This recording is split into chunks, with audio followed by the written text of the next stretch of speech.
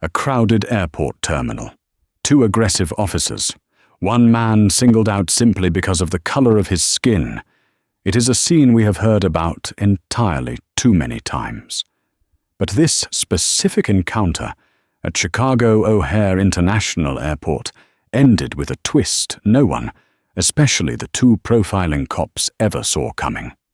When they backed a quiet, casually dressed black man into a corner, expecting an easy intimidation tactic and a quick display of authority. They had no idea they had just illegally detained a senior federal investigator. This is the story of a routine power trip that shattered 2 careers in a matter of seconds, and the brutal, instant karma that followed. Make sure you stay until the end, because the fallout is absolutely spectacular. The fluorescent lights of Chicago O'Hare's Terminal 3 hummed with a sterile, relentless energy. It was a Tuesday morning, 8:15 wham. The kind of peak rush hour where the concourse transforms into a river of stressed business travelers, crying toddlers, and overworked airline staff. Amidst the chaos, David Carmichael just wanted a bad cup of airport coffee and a quiet seat by his departure gate. David was 38, standing 6'1", with a sturdy, athletic build hidden beneath layers of intentional anonymity. He wore a faded charcoal hoodie pulled over a plain black t-shirt, worn-in denim jeans, and a pair of scuffed Timberland boots. A dark canvas duffel bag was slung over his right shoulder. To the untrained eye, he looked like a construction worker heading home, or perhaps a musician dragging himself to the next gig. He looked tired. And he was. He had spent the last 48 hours dismantling a multi-state money laundering syndicate operating out of a heavily guarded warehouse in Gary, Indiana. He had slept for exactly 3 hours on a rigid cot in a mobile command center. Now, he was heading back to Washington, D.C., for a mandatory debriefing. All he wanted was to board Flight 882 to Reagan National, close his eyes, and shut out the world. But in an airport, anonymity is a luxury not everyone is afforded. 50 yards down the concourse, standing near a towering digital departures board, were officers Richard Dawson and Gary Sullivan of the Airport Police Authority. Dawson was a 15-year veteran with a notoriously short fuse and a reputation for generating civilian complaints that somehow always disappeared from his permanent record. Sullivan was his junior partner, a younger officer who spent most of his shifts eager to impress his hardened mentor. "Take a look at 12 o'clock, Gary," Dawson muttered, taking a slow sip from a disposable coffee cup. His eyes narrowed, tracking David as he navigated the crowd. "Tell me what you see." Sullivan adjusted his utility belt, squinting down the concourse. "Guy in the hoodie looks like he's just walking." "Look closer," Dawson said, his voice dripping with condescension. "Bag is heavy. Eyes are scanning the crowd. He's avoiding eye contact with uniformed personnel. And look at the way he's walking. Too purposeful. He doesn't look like he belongs in the priority wing. It was a masterclass in confirmation bias, layered thick with unspoken prejudices. David wasn't scanning the crowd out of guilt. His situational awareness was drilled into him by years of federal training. He wasn't avoiding uniforms. He was avoiding the slow-moving family of 6 dragging oversized roller bags in front of him. And his heavy bag contained case files and a federally issued laptop. Not contraband. But to Dawson, a black man in a hoodie moving quickly through a high-end terminal was all the probable cause he needed for a random stop. "You think he's a mule?" Sullivan asked, leaning forward, the adrenaline of a potential bust waking him up. "I think he's somebody who needs to empty his pockets," Dawson replied, tossing his half-full coffee cup into a nearby trash can. "Let's go say hello." As the two officers began to move, pushing their way through the tide of passengers, David was already aware of them. Peripheral vision is a developed skill. He had clocked the two officers leaning against the pillar 3 minutes ago. He had noticed their shifting body language, the point of Dawson's chin in his direction, and the sudden, predatory pace they adopted. David let out a slow, silent sigh. "Not today," he thought. "Please, guys, just go write a parking ticket." He adjusted his duffel bag and kept his pace steady, hoping they were just passing through. He turned left, heading toward the K-gates. The officers mirrored his turn, cutting a sharp angle to intercept him near a relatively quiet corridor adjacent to the VIP lounges. They were closing in. David's mind rapidly shifted gears from exhausted traveler to trained professional. He knew the playbook. He had seen it from the other side of the glass. He knew exactly what Dawson and Sullivan were doing, and more importantly, he knew the constitutional laws they were about to bend to do it. "Excuse me, hey, you in the hoodie? Hold up a second." Dawson's voice boomed over the ambient noise of the terminal, carrying that specific, sharp tone of artificial authority designed to make civilians freeze in their tracks. A few nearby passengers turned their heads, their expressions a mix of curiosity and relief that the officers weren't yelling at them. David stopped. He didn't turn around immediately. He took one deep breath, centering himself, locking away his exhaustion and replacing it with a cool, detached calm. He slowly pivoted on his heel to face the two officers. "Can I help you, gentlemen?" David asked. His voice was deep, even, and polite.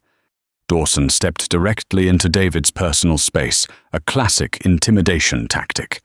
He was slightly shorter than David, which seemed to irritate him, causing him to tilt his chin up aggressively. Sullivan flanked David on the right, resting his thumbs conspicuously behind his heavy duty belt, inches from his taser. "We need to see your boarding pass and your identification," Dawson demanded, bypassing pleasantries entirely. He didn't say please. "May I ask why?" David inquired, his hands remaining in plain sight, loosely clasping the strap of his duffel bag.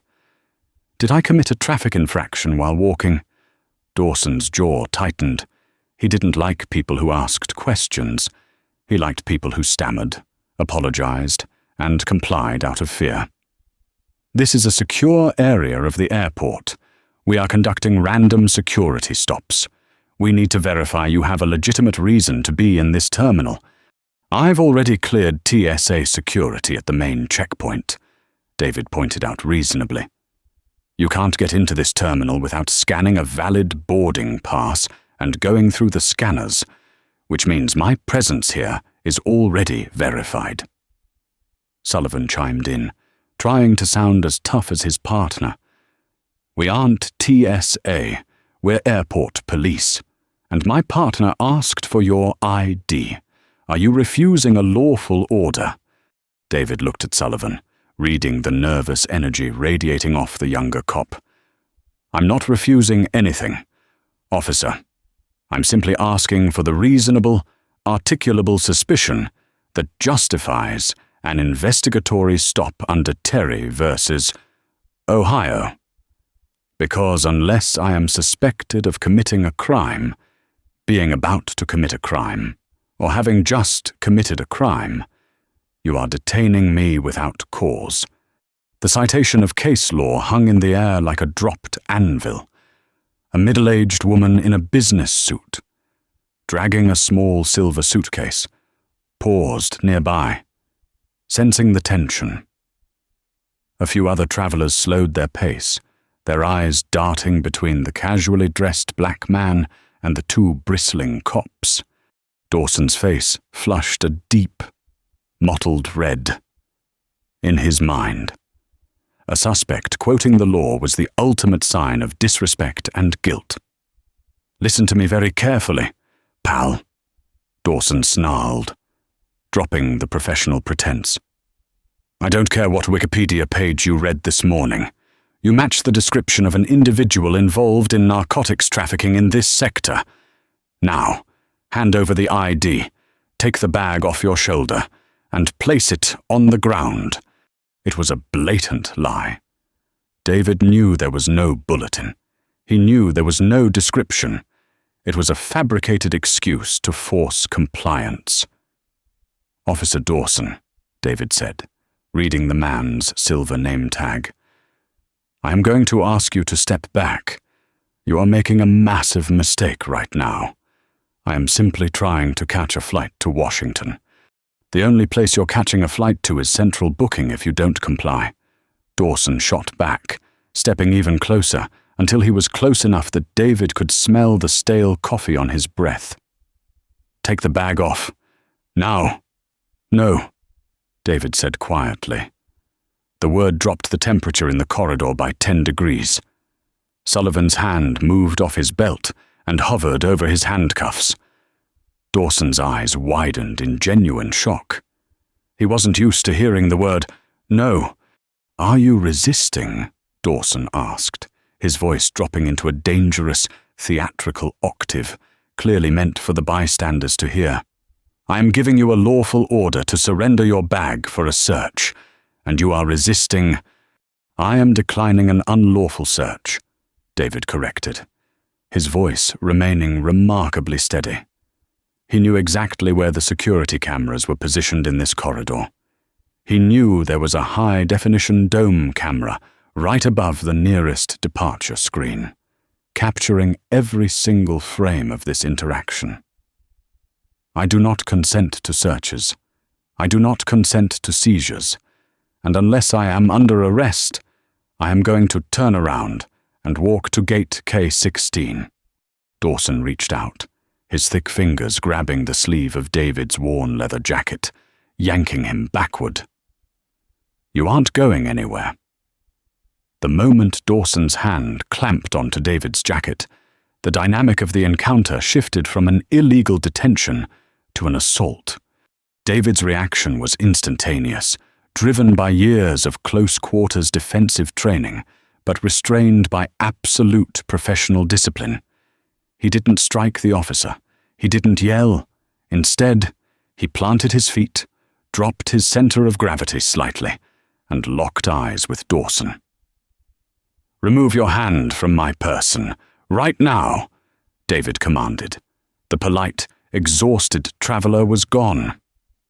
The voice that came out of him now was cold, absolute, and carried the weight of unquestionable authority. Dawson hesitated, visibly taken aback by the sudden shift in David's demeanor. But his ego, fueled by an audience of whispering bystanders and his junior partner, wouldn't let him back down. Cuff him. Gary, Dawson snapped, tightening his grip on David's jacket. We're taking him to the secondary screening room. He's officially under arrest for interfering with a police officer and resisting detention. Sullivan unclipped his handcuffs. The metallic clink was sharp and loud. Officer Sullivan, David said, snapping his gaze to the younger man. If you try to put those cuffs on me, you will be committing a federal felony. Both of you need to stop. Take a breath and think about your next move very carefully. This is your last warning. Dawson sneered. Federal felony? What are you, a sovereign citizen? Shut up and turn around. Dawson reached his other hand toward the strap of David's duffel bag, intending to rip it off his shoulder. All right, we're doing this, David muttered, with a swift, fluid motion that was faster than either cop could track. David swatted Dawson's hand away from his bag. Before Dawson could react, David reached his right hand deep inside the breast pocket of his hoodie. Gun, he's reaching, Sullivan yelled, his voice cracking with panic as he fumbled for his weapon. Do not draw your weapon, David roared, a command so forceful it actually froze Sullivan in place. Slowly, deliberately. David withdrew his hand from his chest pocket. He wasn't holding a weapon. He was holding a sleek, black leather wallet. With a flick of his wrist, he flipped it open, holding it up directly in front of Officer Dawson's face. The fluorescent terminal lights caught the heavy, gold shield pinned to the leather. Next to the shield was a rigid, laminated identification card bearing a government seal, a photo of David, and bold, uncompromising black text. Department of Justice, Federal Bureau of Investigation. Below the seal, the text read, David Carmichael. Special Agent. Supervisory Investigator. Dawson froze. The air left his lungs in a sharp hiss. His eyes darted frantically from the gold shield to the photo ID, then back up to David's face. The aggressive, red flush on his cheeks instantly drained away, leaving his face the color of wet ash. Sullivan, still holding his handcuffs awkwardly in the air, leaned over to look. He swallowed hard, an audible gulp in the suddenly quiet corridor. Special Agent David Carmichael, FBI Organized Crime Task Force. David introduced himself, the badge still hovering inches from Dawson's nose. And you, Officer Dawson, just assaulted a federal agent, attempted an illegal search of classified government property contained in this bag, and tried to effect a false arrest under color of law. David slowly lowered the badge, but didn't put it away. He stared Dawson down, watching the man's career flash before his eyes. Now, David said, his voice dropping to a quiet, lethal whisper. Let go of my jacket.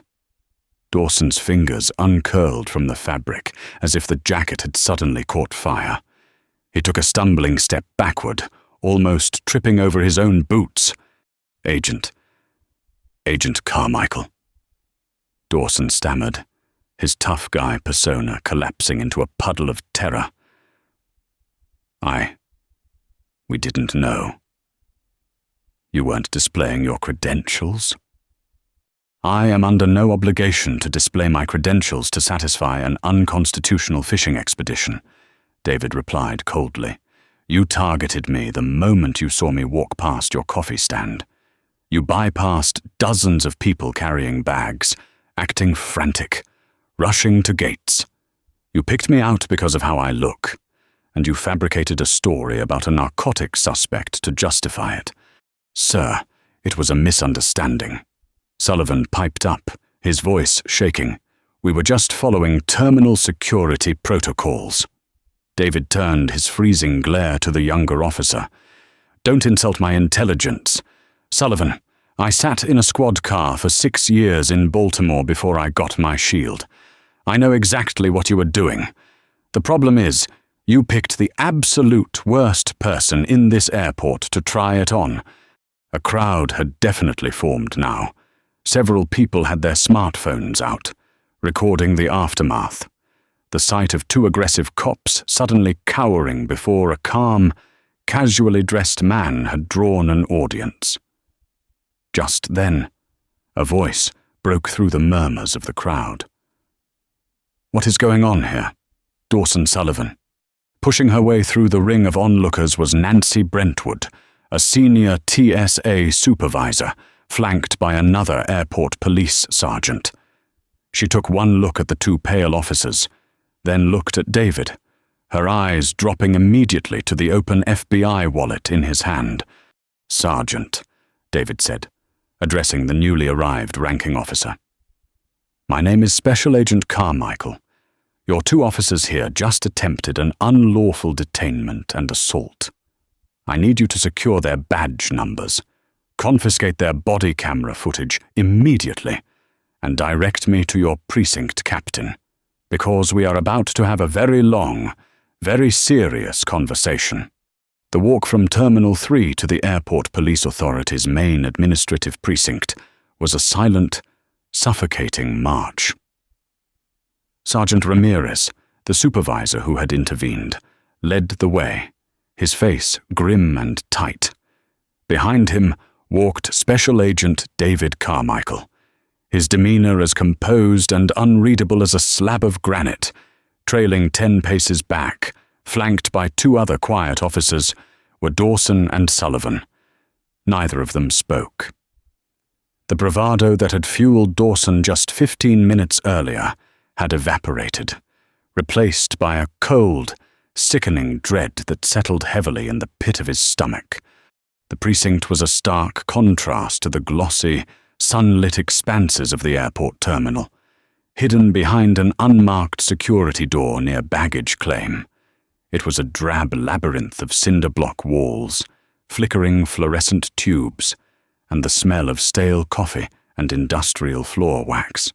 Ramirez ushered David directly into the glass-walled office of Captain Robert Callahan, the commanding officer of the morning shift. Callahan, a heavy-set man with a thick silver mustache and the perpetually exhausted look of a middle manager, was in the middle of biting into a bagel when they entered. "Captain," Ramirez said, closing the door behind David and deliberately locking the blinds to shield the office from the bullpen outside. "We have a massive situation."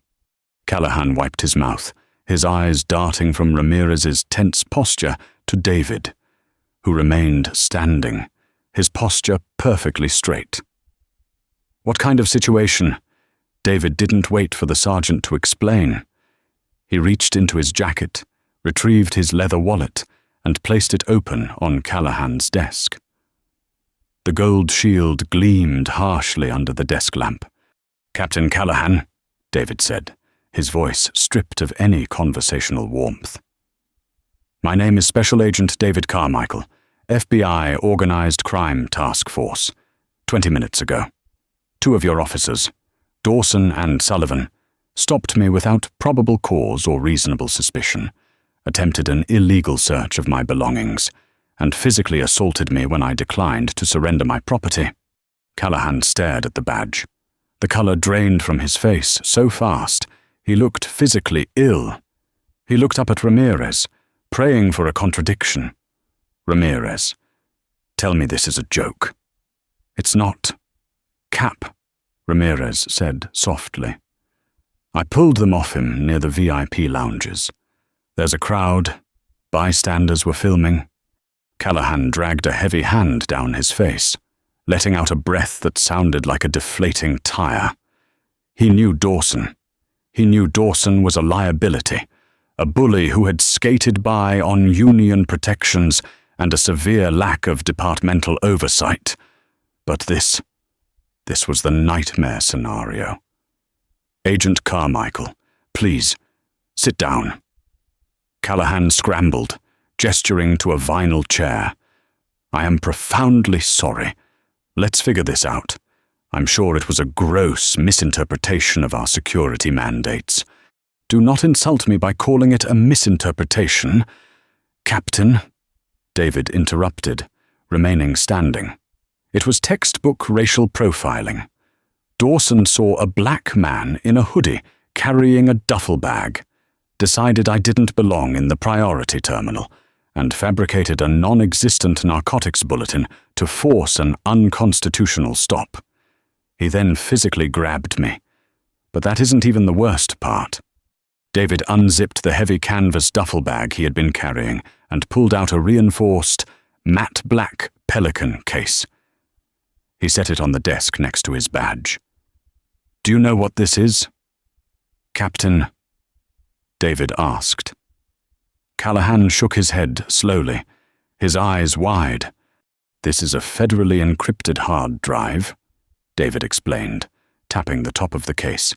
"It contains raw, unredacted wiretap audio and financial ledgers from an active, multi-state organized crime syndicate that my team just raided in Indiana. It contains the names of undercover operatives and confidential informants whose lives are currently on the line." Callahan swallowed audibly. The silence in the office was deafening. "Your officer," David continued, his voice dropping into a register of lethal calm, "attempted to forcibly seize this bag in a public terminal. If he had succeeded, if he had breached this case or compromised the chain of custody of these files, he wouldn't just be facing a civil rights lawsuit. He would be facing federal espionage and obstruction charges. He would be sitting in a federal penitentiary by Friday. That is how close your department just came to triggering a national security incident. Callahan slumped back in his chair, utterly defeated. "Where are they?" he rasped to Ramirez. "Holding room 2, stripped of their weapons. The union rep, Donovan, just walked into the building." Ramirez replied, "Get Donovan in here and pull the camera feeds," Callahan ordered, his voice shaking. "Pull the dome cameras, pull their body cams. I want every angle on a hard drive right now." Down the hall, in a small, windowless interrogation room, Dawson was pacing like a caged animal. Sullivan sat at the metal table, his head in his hands, trembling. "We're dead. Dawson," Sullivan whispered, his voice cracking. "We assaulted a Fed. We're going to prison." "Shut up, Gary. Just shut up and let me think," Dawson snapped, running a hand through his thinning hair. He wasn't wearing a jacket. He didn't announce himself. We were conducting a lawful Terry stop based on suspicious behavior. He became belligerent. He matched a description. We stick to the story. The door swung open, and Greg Donovan, the precinct's union representative, walked in. He looked displeased. "Dawson. Sullivan. I just got a frantic call from the desk sergeant. Tell me exactly what happened before I go in there to talk to Callahan." Dawson immediately launched into his rehearsed lie. "Greg, it's a witch hunt. We spotted a suspicious individual, matching a general description of a mule. Bag was heavy. He was acting evasive. I initiated a standard stop. The guy gets hostile, gets in my face, refuses to identify himself, and makes a sudden movement toward his chest. I grabbed his arm to secure him, and then he flashes a federal badge. Total entrapment." Donovan took notes, his expression unreadable. "He made a sudden movement. You felt your life was in danger." "Absolutely." Dawson lied without hesitating. It was a fluid, dangerous situation. Donovan nodded. "All right. Stay here. Don't say another word to anyone." 10 minutes later, Donovan walked confidently into Captain Callahan's office, ready to run interference. He stopped short when he saw David Carmichael standing there, arms crossed, radiating absolute authority. "Captain," Donovan started, "I've spoken to my clients. From what I understand, this agent was acting erratically and refused to identify himself during a routine." Callahan held up a hand, silencing the union rep. He turned his computer monitor around so it faced the room. "Save it, Greg. Just watch." Callahan hit play. The screen split into 2 feeds. The left side showed the silent, high-definition overhead footage from the terminal dome camera. The right side showed the shaky, chest-level footage from Dawson's body camera, complete with crystal-clear audio. They watched the entire interaction unfold. They heard David's calm, polite voice. They heard Dawson's aggressive, escalating tone. They watched David perfectly cite case law, only for Dawson to step into his personal space, fabricate the narcotics lie, and demand the bag. Then, the climax.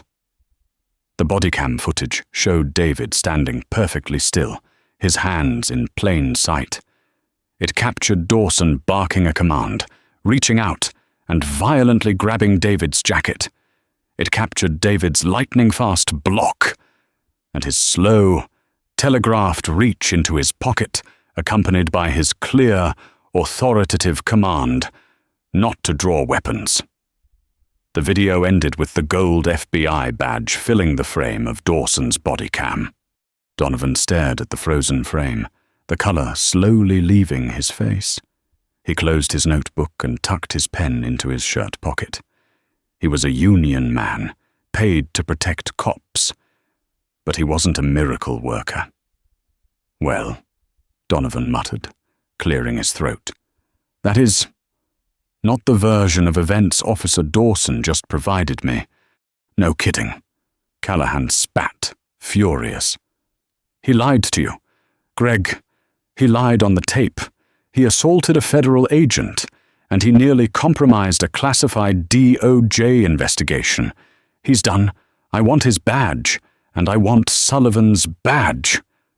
David finally spoke, his voice cutting through the tension like a razor.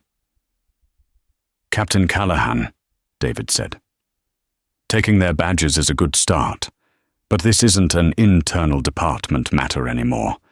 This is a federal issue. By 1 p.m., the situation had escalated from a local precinct disaster to a full-blown federal crisis. David had not boarded Flight 882 to Washington. Instead, he had commandeered a private conference room down the hall from Callahan's office, opened his secure laptop, and initiated a secure video conference with Special Agent in Charge Valerie Harding at the FBI field office in Chicago. Harding was a formidable woman who had spent 2 decades climbing the ranks of the Bureau. When David briefed her on the incident, showing her the body cam footage that Callahan had surrendered to him, the digital room went completely silent. He grabbed your jacket and attempted to seize the Gary, Indiana wiretap files. Harding asked, her voice dangerously quiet over the speakers. "Yes, ma'am," David replied.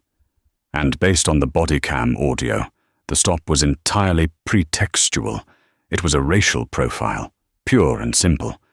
But here is the bigger issue. S.A.C. Harding, Dawson's confidence, the way he bypassed standard procedure, the way he lied about a narcotics bulletin without hesitation. He's done this before. This wasn't an isolated power trip. This is his standard operating procedure. Harding nodded slowly. "I agree. If he's comfortable trying to strong-arm a man in a crowded terminal, imagine what he does to civilians who don't have a gold shield in their pocket." "Exactly," David said. "I want to request immediate authorization to forward this incident to the Department of Justice's Civil Rights Division. I want Title 18, U.S.C. Section 242 applied. Deprivation of rights under color of law. And I want a full audit of Dawson's arrest records for the last 5 years." "Granted," Harding said without hesitation. "I am dispatching a federal investigative team to your location right now. Do not let those officers leave that building. David, we are taking jurisdiction." While the federal gears were grinding into motion, another devastating blow struck the airport police authority from an entirely different angle. The bystander who had recorded the altercation near the VIP lounges didn't wait for an official press release. They uploaded the 2-minute video directly to social media. It was titled, "Racist Airport Cops. Try to Harass a Guy. Find Out He's FBI." The internet moves with ruthless efficiency. Within 3 hours, the video had amassed over 4 million views. It was picked up by major news networks in Chicago and was rapidly trending nationally. The footage perfectly captured Dawson's aggressive manhandling, David's icy, professional takedown, and the glorious, pathetic moment when Dawson practically shrunk into himself upon seeing the badge. The public relations nightmare was catastrophic. The mayor's office was calling the airport commissioner. The commissioner was calling Captain Callahan. The precinct switchboard was lit up like a Christmas tree with calls from outraged citizens and hungry journalists. Inside the holding room, the walls were rapidly closing in on Dawson and Sullivan. Captain Callahan entered the room, followed closely by 2 FBI agents in sharp suits who had just arrived from the Chicago field office. Dawson stood up, trying to muster some semblance of authority, but it was useless. "Dawson, Sullivan," Callahan said, his voice completely devoid of sympathy. "Stand up and place your badges and your service weapons on the table. You are both suspended indefinitely, without pay, effective immediately." "Captain, you can't do this." "The Union," Dawson protested, his voice pitching high with panic. "The Union dropped you 10 minutes ago when the video hit the evening news," Callahan interrupted harshly. "And I'm not the one doing this." He gestured to the 2 agents behind him. One of the agents stepped forward. "Richard Dawson, Gary Sullivan. We are federal agents with the Department of Justice. You are officially under investigation for violations of Title 18 United States Code, Section 242. We have secured federal warrants for your department emails, your mobile devices, and every single arrest report you have filed in the last 60 months. Dawson's legs gave out. He collapsed back into his metal chair, all the arrogance completely drained from his body. He knew his history. He knew about the random searches of minorities that yielded nothing, the excessive force complaints that had been quietly buried by friendly sergeants, the falsified probable cause narratives. If the feds opened his jacket, they wouldn't just find a firing offense, they would find years of federal prison time. He was ruined. Instantly, irreparably ruined. Across the table, Sullivan watched his mentor crumble. The younger officer had joined the force hoping to do good, but had quickly fallen under Dawson's toxic influence, learning that compliance and silence were the only ways to survive the shift. But looking at the federal agents, Sullivan realized the game was over. Loyalty to Dawson was a sinking ship, and it was about to drag him to the bottom of the ocean. "Agents!" Sullivan blurted out, his voice trembling so violently he could barely form the words. Dawson snapped his head up, glaring at his partner. "Gary, shut your mouth." "No, you shut up," Sullivan yelled back, tears welling in his eyes. He turned back to the feds, his hands raised in surrender.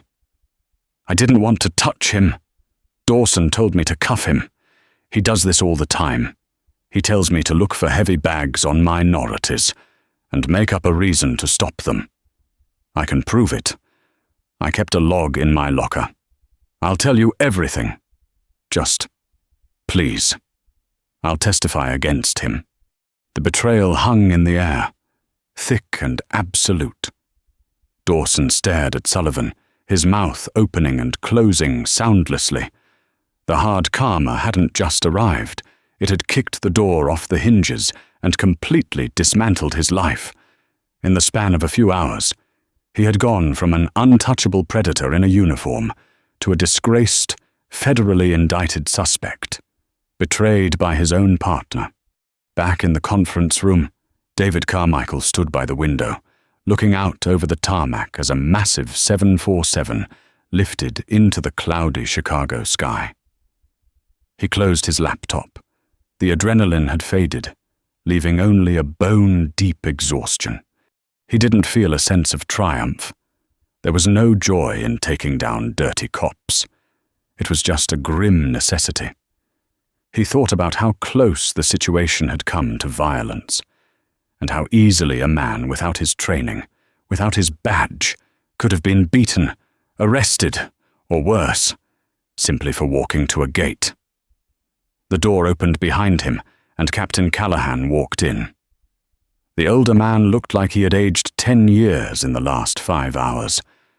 "Agent Carmichael," Callahan said quietly. "The DOJ agents have them. Dawson's locker is being tossed right now. Sullivan is in an interview room, singing like a bird. He's giving up a half-dozen other bad stops Dawson initiated over the past year." David turned away from the window. "Good.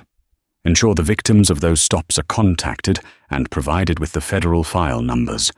They deserve to have their records expunged." "We will," Callahan promised, looking down at his shoes. "For what it's worth, I am deeply sorry. David. This department failed today. No, Captain, David corrected him, his tone firm but remarkably calm. This department has been failing for years. Today is just the day the bill finally came due. David picked up his duffel bag, slinging the heavy strap over his shoulder. The weight of the classified files felt familiar against his back. "If you'll excuse me, Captain," David said, walking past the broken police chief toward the door. "I believe there's a later flight to Washington, and I am incredibly tired."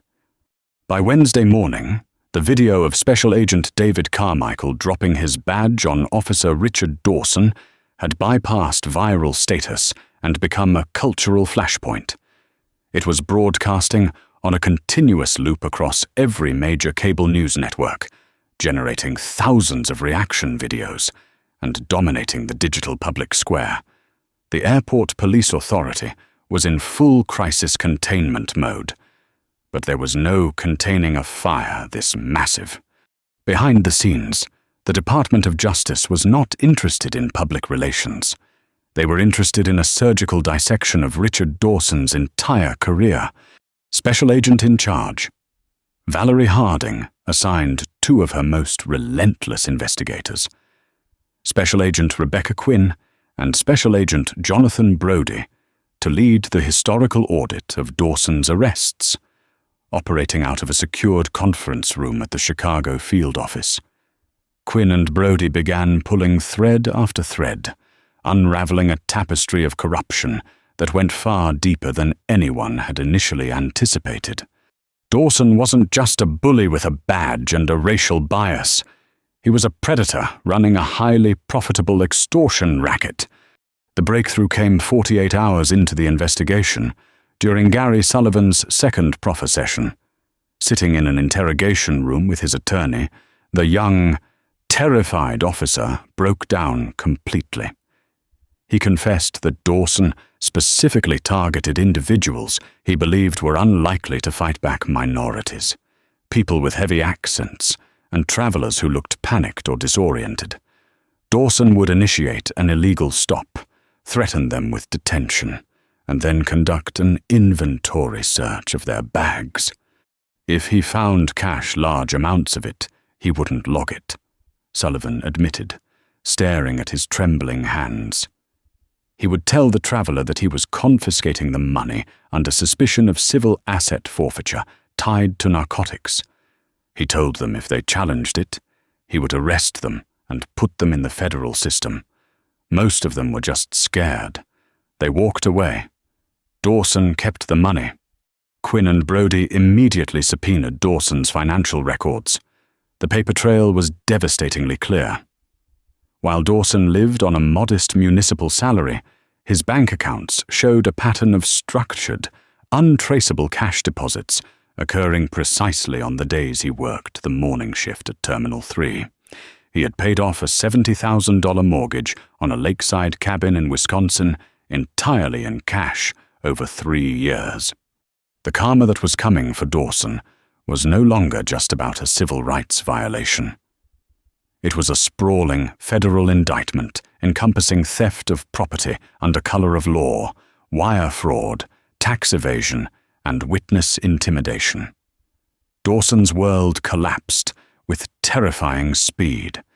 He had spent his career hiding behind the formidable shield of the police union, confident that the Brotherhood would always protect him.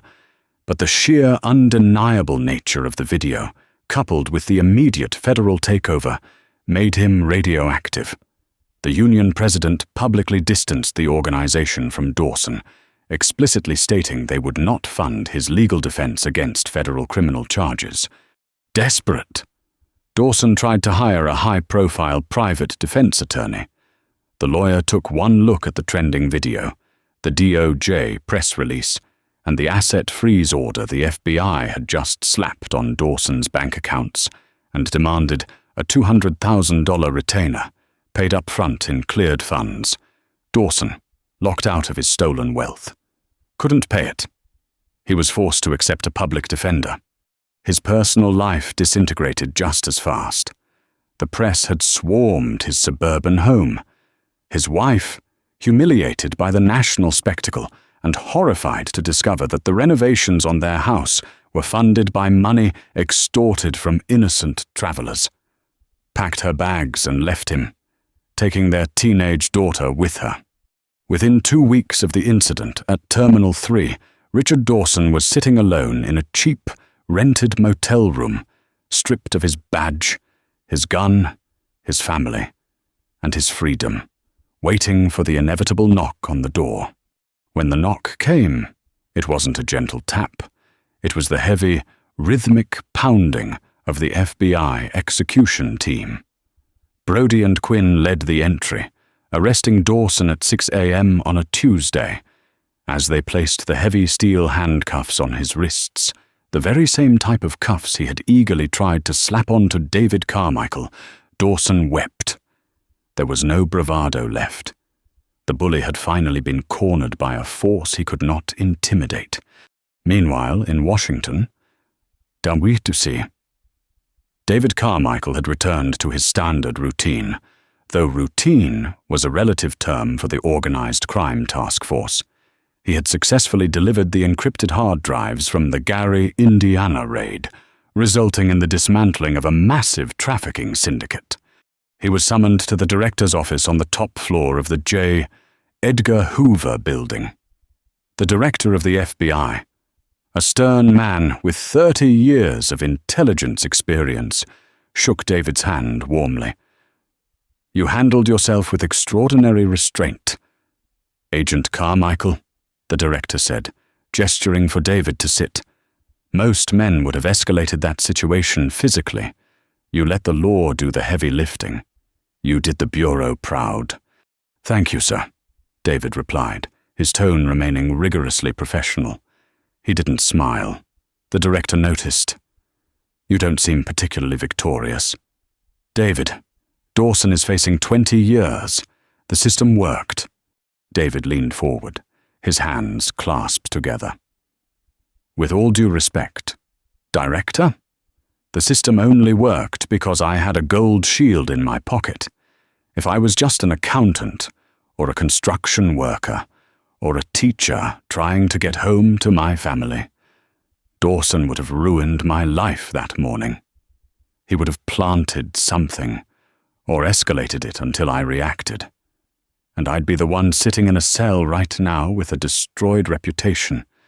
David paused, thinking of the financial records the Chicago field office had uncovered. He preyed on people who didn't have the power to fight back. Taking him off the board is a victory, yes, but it's a symptom of a much larger disease. The director nodded slowly, acknowledging the hard, uncomfortable truth of David's words. "You're right, which is exactly why I want you to testify at his sentencing. The judge needs to hear that perspective."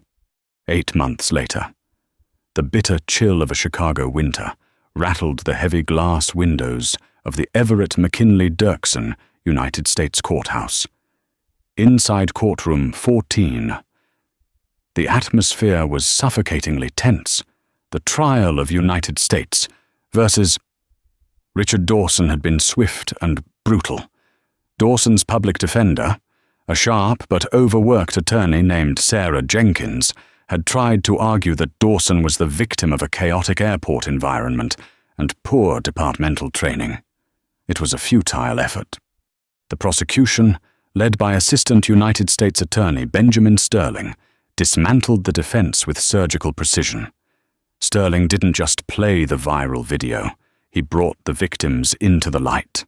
One by one, the people Dawson had extorted took the stand.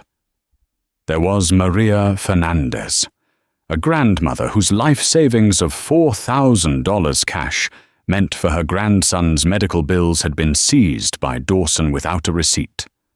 There was Jamal Watkins, a young college student who had missed his father's funeral because Dawson had detained him in a holding cell for 6 hours over a fabricated, suspicious behavior charge, simply because Jamal had talked back. The jury wept. The gallery seethed. Dawson, dressed in a faded orange county jumpsuit, stared at the wooden table in front of him, physically shrinking into his chair as the mountain of his own sins buried him alive. The nail in the coffin was Gary Sullivan. The former officer, having taken a plea deal, testified for 3 hours. He detailed every protocol Dawson ordered him to break, every racist remark made in the squad car, and every dollar they had skimmed. Sullivan's voice shook, his shame palpable. But he laid the truth bare for the federal record. When David Carmichael was called to the stand, a heavy silence fell over the courtroom. David wore a sharply tailored charcoal suit, his posture immaculate, radiating the quiet, absolute authority that had terrified Dawson in the terminal. Under oath. David recounted the events of that morning with cold, objective clarity. He didn't embellish. He didn't need to. The raw facts were damning enough. Agent Carmichael, a USA Sterling, asked, pacing slowly in front of the jury box, based on your professional experience in law enforcement, was there any legitimate, articulable suspicion to justify Officer Dawson's stop? None whatsoever, David replied, his voice echoing clearly across the wood-paneled room. It was a targeted action based entirely on racial profiling. It was an abuse of power designed to humiliate and intimidate. And when he reached for your bag, containing classified federal intelligence, what was your assessment of the threat? My assessment, David said, his eyes briefly locking onto Dawson's, was that a rogue actor was attempting to illegally breach federal security protocols. He was acting completely outside the bounds of the United States Constitution. The jury deliberated for less than 3 hours. They returned guilty verdicts on all 14 federal counts. The sentencing hearing took place 2 weeks later. The Honorable Margaret Covington, a federal judge known for her zero-tolerance policy on police corruption, presided over the courtroom. She looked down at Dawson from her elevated bench, her expression a mask of absolute disdain. Mr. Dawson, Judge Covington began, her voice ringing out like a cracked whip. Law enforcement officers are entrusted with the greatest power a society can grant: the power to detain, the power to seize, and the power to use force. You treated that sacred trust like a personal weapon to terrorize the innocent and line your own pockets.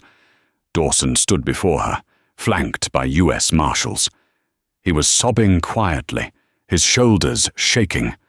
You did not just profile Special Agent Carmichael, Covington continued relentlessly. You attempted to rob him of his dignity.